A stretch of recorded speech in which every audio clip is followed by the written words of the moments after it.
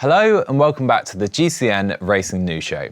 Coming up this week, with the help of some of the world's top pros, we find out how much time a professional bike rider spends away from their bike during the off-season. The variation might surprise you. We'll also look back at yet another thrilling weekend of cyclo-cross action, featuring a first ever round of the World Cup in Ireland. The first 2023 World Tour team kits have been released, and we'll wrap up all the latest transfer news too. And yes, there are yet more transfers even in the midst of December. Oh, and we've got a very big Zwift Academy announcement as well. Better crack on.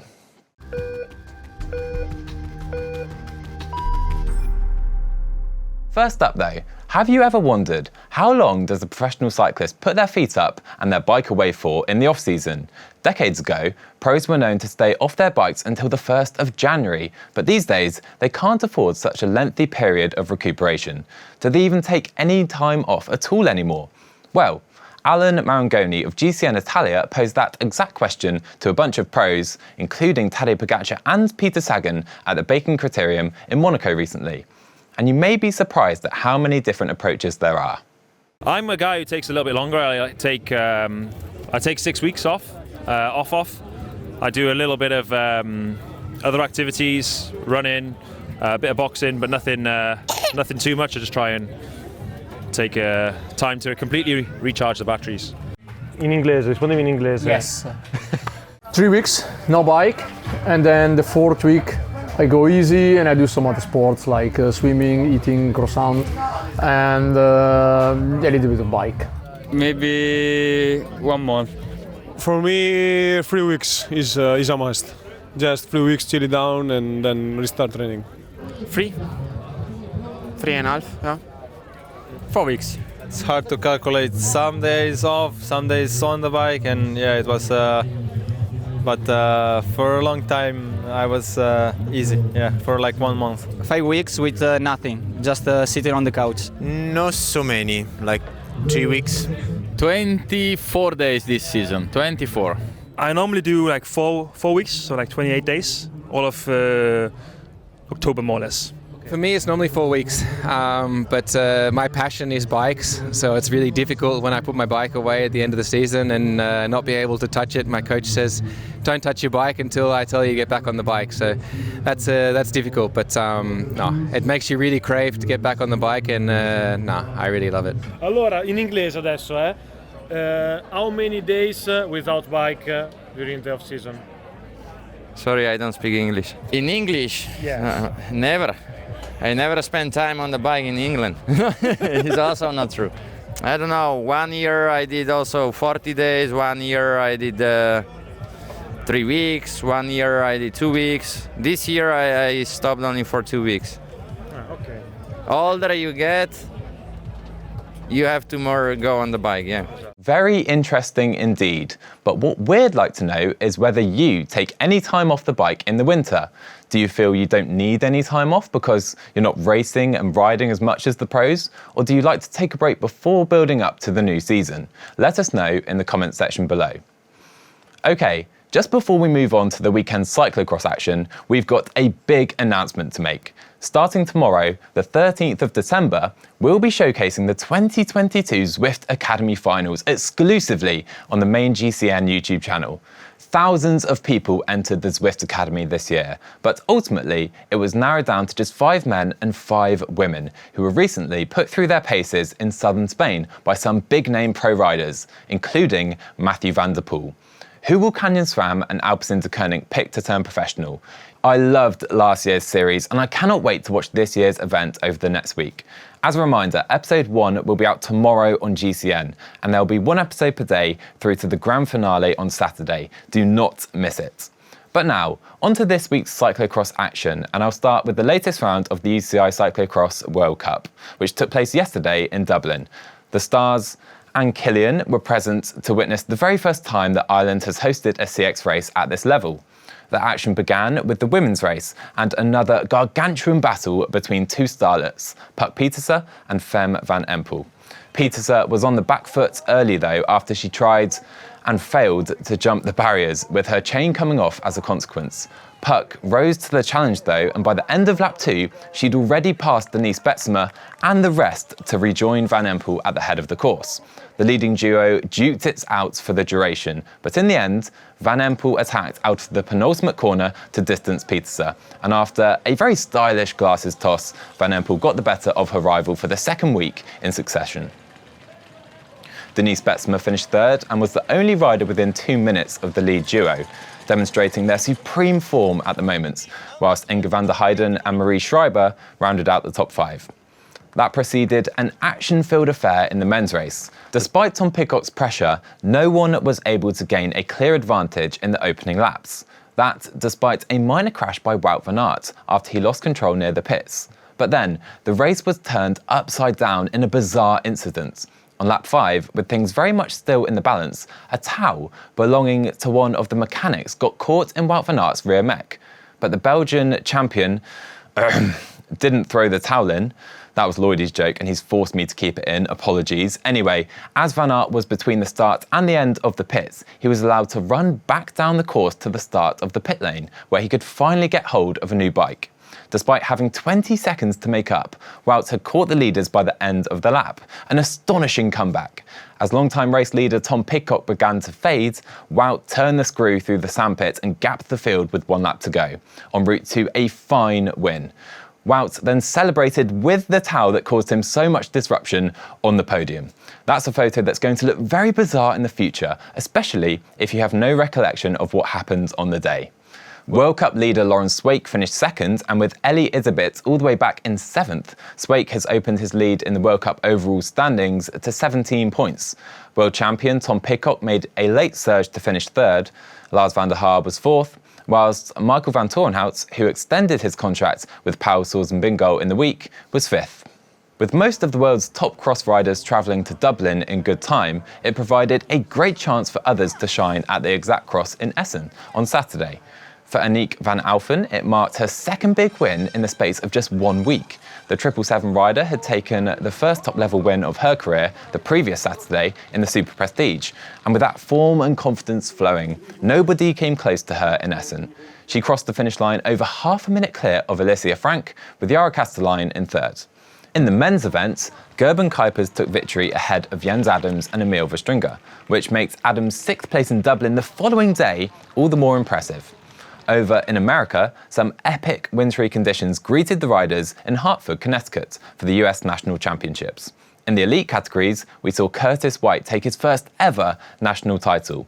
White is a case study in perseverance. He's been showing up at nationals since he was 10 years old, and finally, after 17 years, he was able to pull on that Stars and Stripes jersey. In the women's race, Clara Honsinger took her 3rd consecutive title over a minute and a half ahead of Raylin Nuss. Let's get on to what we've got coming up for you on GCN Plus this week. And once again, it's all about CX, and more specifically, the next round of the UCI Cyclo-cross World Cup from Val de Soleil. Hardcore cyclocross fans will understand why I'm so excited about this round in particular. But for those of you new to the sport, this is a proper winter wonderland. Last year's round was won by Fem van Empel, who will be back to defend it this year, and Wout van Aert, who has decided to skip this round. Mathieu van der Poel will be on the start line though, whilst Laurens Sweeck and Ellie Iserbyt will continue in their battle for the overall classification. The women's and men's races will be live on GCN Plus on Sunday from 12:30 GMT and 1:30 CET, and is available to watch if you're in Europe, excluding Italy, Belgium, Norway and Denmark. Meanwhile, our documentary this week is all about the Col de Tourmalet, a mythical mountain and one of the Tour de France's most iconic battlegrounds. So I headed to the Pyrenees to explore the stories that have unfolded on this historic climb over the years. He's joined by ex-pro and double monuments winner Dan Martin, who shares his own memories of success and heartbreak on the road to the summit of this Pyrenean giant. Here's a sneak peek. Our GC ambitions fell off right here, and yeah, obviously the last time I tried to contest GC at the Tour de France. As a pro cyclist, you're forever in denial almost. Everybody wants to ride the Tourmalet, and everybody should ride the Tourmalet. It's legendary. This is where you have to get a big chain and get some speed up. Then you can kind of carry the speed into the next part. Christ almighty. That's where we're going. Oh God, there it is, the top. We started this together, we'll finish it together. Vous êtes des assassins! That film will be available for GCN Plus subscribers to watch from tomorrow, Tuesday 13th of December. Moving on now though, and we've had a few teams reveal their 2023 team kits over the past few weeks. Connor introduced Trek Segafredo's new jersey on last week's show, and Bahrain Victorious have followed in their footsteps. They stick with their bright red, gold and black design. One team who has made a significant change though is Groupama FDJ. Gone is the predominantly white kit that they've had for as long as I can remember really. In is this new, much darker themed jersey with the French flag running down the centre. I've got to say, I'm a big fan of this new design. It's a hot from me. But it doesn't matter what I think, it will be down to you at home who decides what the hottest kits of 2023 are. We'll have our big hot or not show in the new year once all the new designs have been made public, and you'll be able to cast your votes over on the GCN app. In transfer news now, Viktor Koretsky has been snapped up by Bora Hansgrohe and completes their roster for 2023. Koretsky is one of the several riders who have been left out on a limb with the unfortunate collapse of the B&B Hotels men's and women's teams. Stephen Williams, who was also set to join B&B, has found his new home at Israel Premier Tech, a signing which completes their 2023 roster too. This produces even more questions regarding the future of Mark Cavendish. Israel Premier Tech did make a lot of sense, but as we reach mid-December, his option seems to be rescinding by the day. Surely somebody is going to pick him up. I mean, I think we all want to see him given the opportunity to win one more Tour de France stage and break that record. And you'd have thought it provides a huge PR opportunity for almost any team as well. So where is he heading? And will he get a roster place at all? Let us know what you think in the comments. Also in the transfer market, Luca Mazzato has joined Arkea Samsic, again from the sinking B&B Hotels team. The 24-year-old is a classic specialist, and although he is yet to pick up his first pro victory, he came very close at races such as Trobro-Lyon this season. I suspect it won't be long at all before he gets off the mark in the win column. Andrei Ponomar has also moved to Arkea Samsic. The Ukrainian rider only turned 20 in September, but has already completed 2 full Giro d'Italia. Sticking on the topic of the Giro, 2019 Baby Giro winner Camilo Ardilla has joined Spanish pro team Burgos BH. That follows 3 seasons with UAE Team Emirates. Elsewhere, Team DSM have promoted a number of their development riders to their World Tour outfits, including 20-year-old Oscar Onley. The talented Brit has been with their development squad for the previous 2 seasons and was due to stay there in 2023 too. However, he was a real standout rider this year, firstly at the Tour of Britain and then going toe-to-toe with Tour de France champion Jonas Vingegaard at the Crow Race. Presumably, his efforts have tempted the team into bringing forward his move to the senior squad. His 5-year contract will see him stay with Team DSM through 2027, continuing the recent trend of long-term contracts being handed to young talents in cycling. Lorenzo Malesi and Tobias Lund Andreasen have also been promoted. They've been handed 3-year contracts apiece. Continuing with Team DSM and their development team specifically now, they've announced a range of new young riders who will race with them next season. Among them, Mauro Brenner, whose elder brother Marco is widely tipped for good things in the future and already races for the senior squad. Now moving to Team DSM women's team, they've announced the signing of Becky Story. The 24-year-old displayed her climbing talent with Cam's Basso this season, and she'll look to progress further in the Women's World Tour next year. I remember chatting to Danny Christmas when she made a guest appearance on our weekly racing show, World of Cycling, this year, and she reckons Story can do great things in the future, so she's definitely one to keep an eye on. Human Powered Health women's roster has been strengthened with the signing of former Belgian champion Jessie van den Broeke, while Leah Thomas has left Trek Segafredo to focus on rehabilitation from continued back pain. In a message to her fans on Instagram, the 33-year-old said she's still aiming to retain her US national time trial crown in June. 39-year-old Emily Newsom is also leaving EF Tibco to focus on a gravel program in the US, which will also allow her to spend more time with her family. In race schedule news, Thibaut Pinot has set his sights on the 2023 Giro d'Italia. It will have been 5 years since the Frenchman lined up at the start of the Giro. On that occasion, he was third in the GC with just 2 stages remaining, but fell ill and was forced to abandon. That race was of course won by Chris Froome, and he has said he'll be kicking off his season at the Tour Down Under. That's the first time he'll be on the start line there since 2010. Unfortunately, we wrap up things on a sad note, with news that Walter Benetton passed away in recent days. The Frenchman competed in 7 editions of the Tour de France with the team that is now Total Energies. All of our thoughts here at GCN are with his former teammates, friends and family. Right, that's all we have time for this week. I hope you enjoy the racing coming up. I certainly will be. We'll be back next week to round everything up again. Goodbye for now.